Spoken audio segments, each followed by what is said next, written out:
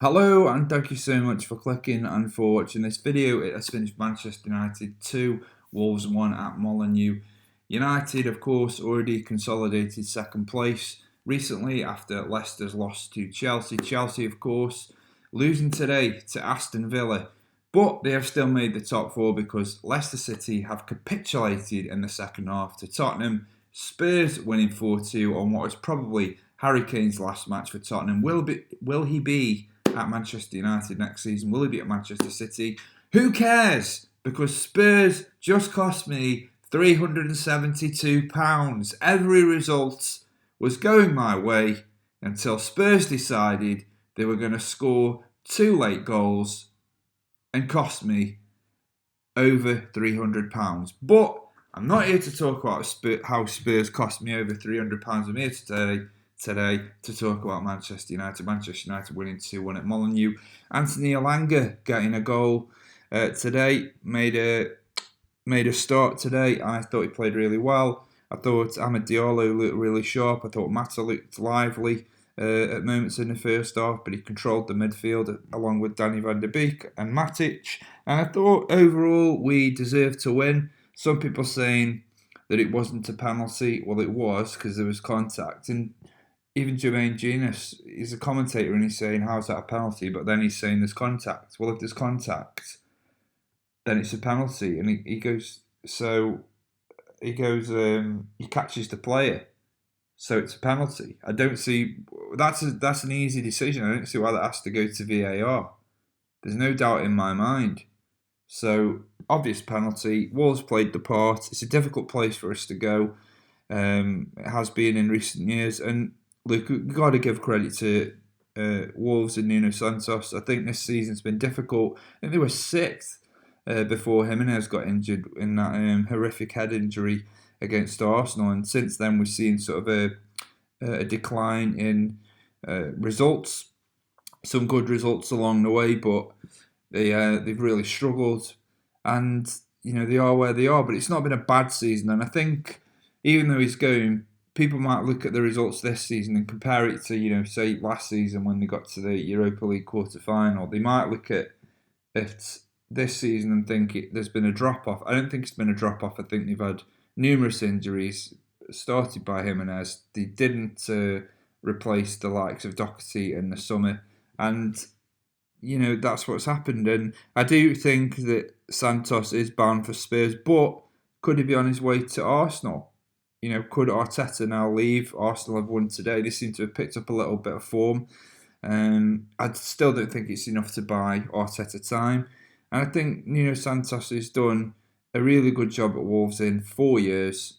His record there is really good. And now I think he would probably like to think he's earned the opportunity, earned the right to manage at a club with maybe more financial clout. Not that Spurs have ever, gone out and recruited well in the summer. They never really recruited. They had an okay summer last year, but look at the way they backed Pochettino. Well, they didn't back him, did they? So maybe maybe goes to Arsenal, but it's probably the same problem. Is there more prestige managing Arsenal than Tottenham, or do you want that? Do you want to be known as the man that brought trophies back to Tottenham?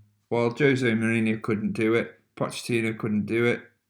So why not maybe go in a different direction with Nuno Santos? Maybe not their preferred choice, but they're not going to get Brendan Rodgers, and Arsenal aren't going to get him either. But as far as Manchester United are concerned, I think it was good that we got a result today. I think it was important that we sort of went into that final on the back of a good result.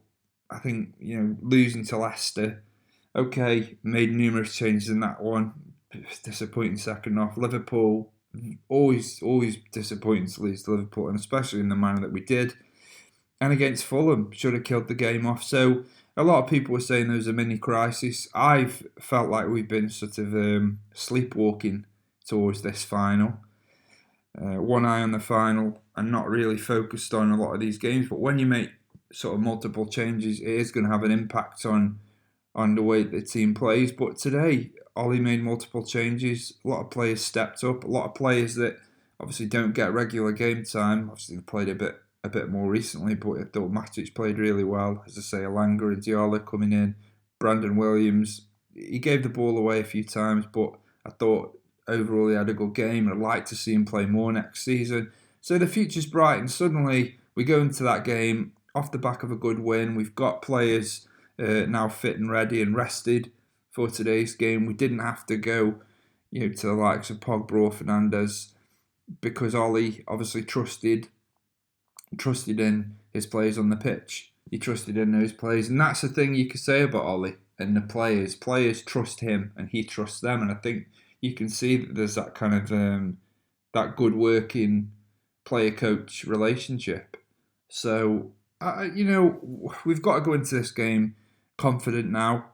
It's one game, anything can happen. I don't think it's going to be as easy as everyone says, but it's a final and anything can happen. And we're one game away from our first trophy in 4 years, since 2017.